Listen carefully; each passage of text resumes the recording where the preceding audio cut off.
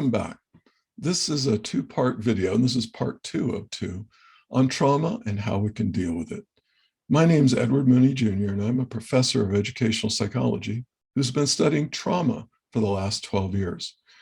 I started out studying the effects of school shootings on teachers, but I saw a lot of similarity. It's called post-traumatic stress disorder during COVID. And so I thought I'd reach out and create these 2 videos on how we could cope. The first video, which I hope you've seen, is to help you identify what trauma is and maybe look at some of the symptoms of what you're going through and maybe start seeing it in yourself. That's the first step to healing.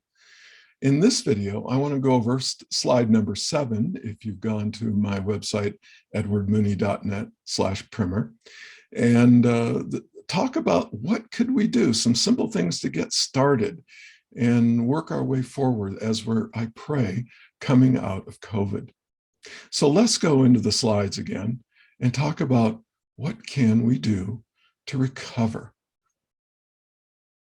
Before we go to slide 7, I want to refer you back to my edwardmooney.net/primer or primer. Visit there, learn about trauma. And here's the first page. Just what is trauma? Once again, as Dr. van der Kolk tells us, trauma is specifically an event that overwhelms the central nervous system, altering the way we process and recall memories. I'm just kind of going through a quick summary here. And I would like to talk about the idea that attachment is critical, going back and reviewing here. Our attachment to one another is challenged, so we've got to find a way to reattach. Again, another important concept before we go into talking about how to recover is Dr. Dillman wrote that traumatic experiences damage your sense of self, in that experiencing trauma shatters the beliefs, morals, philosophies, and ethics that gave your life meaning. We've got to find a way to reestablish that sort of stuff.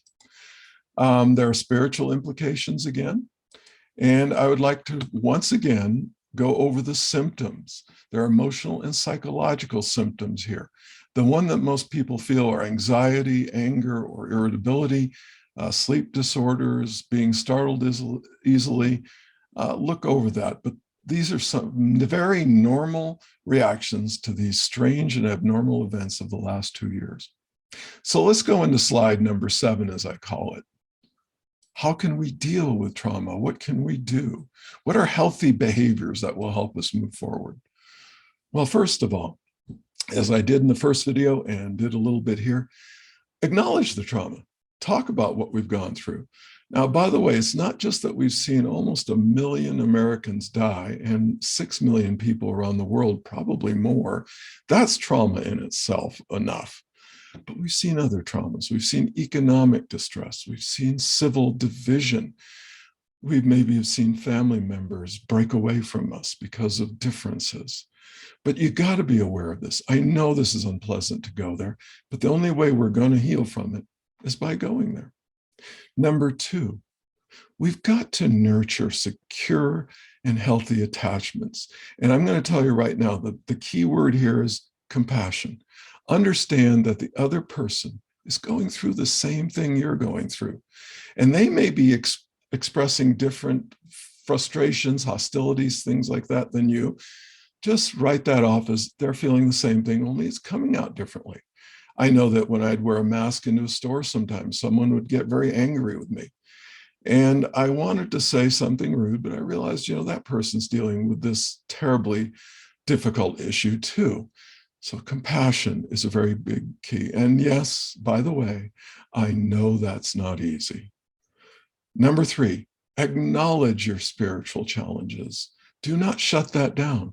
Many of us in the West and many of us who have strong religious beliefs feel that if we're feeling challenged, there's something wrong with us. No, there's not. This is a normal reaction to trauma.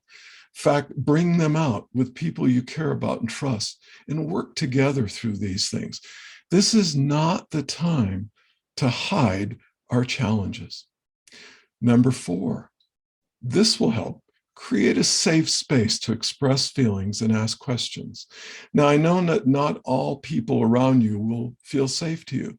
Seek out those people who feel safe with you and talk about these difficult things. And by the way, if you have strong religious beliefs, such as mine is, again, what I call liberal Christian, tell people, I know you're still a believer even though you're struggling, because that's pretty much normal in times of trauma. Next, number 5, focus on social cohesion. We're all traumatized. Try to find things that keep us together. We're all frightened. We're all anxious. We're probably, almost all of us are having those bad dreams and moments of anxiety. Number 6, focus on love, acceptance, and patience. And believe me, no one knows that this is hard to do more than me. But focus on the idea of patience a lot. Just let things go. My wife has been very upset that she'll leave a dish around or something like that. And I'm like, it's okay. And I'll pick it up and put it away. By the way, she does the same for me too. Patience, just be very flexible. Number 7, build a peer counseling team. Talk to one another when you're struggling. Meet via Zoom or whatever way you want to, and counsel with each other, support each other. Number 8, and this is something in the Western world we do a lot. We've got to destigmatize talking about feelings by modeling. And by the way, for men, this is very difficult. We've been taught that we aren't allowed to have feelings. Men, that is not true. All of us have feelings. It's just that some have learned to bury them. They're down there and they're fighting to get out. Number 9, watch for people shutting down. If you see someone who's normally exuberant and talkative and they're not very talkative, say, how you doing?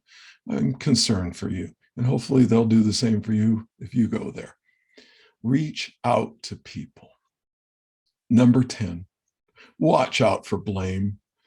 The traumatized can transmit, which means they're going to get angry and they're going to lash out. And don't do that yourself. There's no one person around us that you're interacting with that's responsible for all of this. Remember that. We're all just trying to get through it. Number 11, identify a local mental health professional and connect. It could be your pastor, could be a therapist, it could be a doctor, whoever you feel comfortable with. If you need help with that, my email is in this video. Contact me and I'll help you find someone that you can connect to. 12, the difficult one, take care of yourself. Your plate is really, really full right now because with the pandemic, that's consuming a giant part of your focus. So you have less time and resources to focus on things that you know you really should do, and that burns you out. Be aware that you are struggling. Don't be so hard on yourself. Give yourself a break. So what else can you do? Well, you can do research.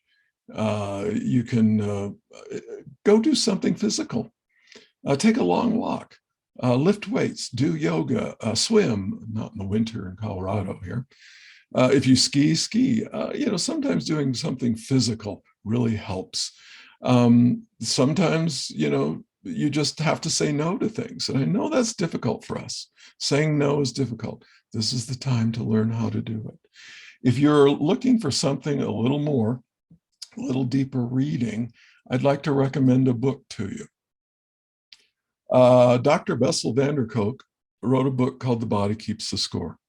The idea behind this book is that all the tension, all the anxiety, all the trauma is stored in our muscle memory.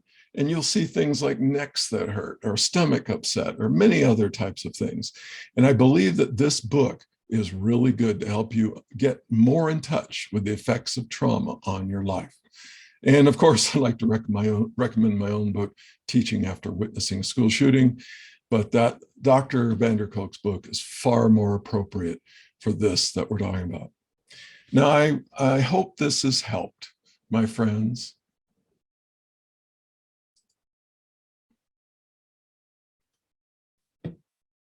We've had some hard times the last 2 years.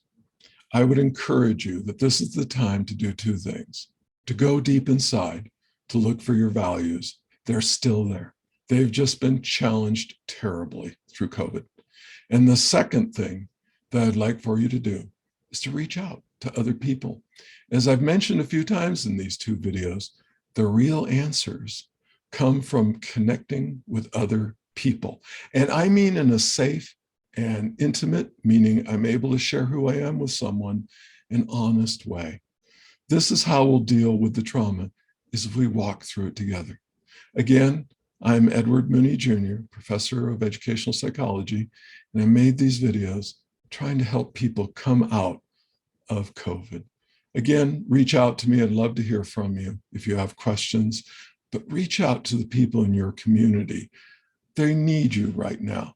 Bring this message to them, and feel free to visit my website anytime. Take care, and here's hope that you're going to heal from this trauma. You can. Bye.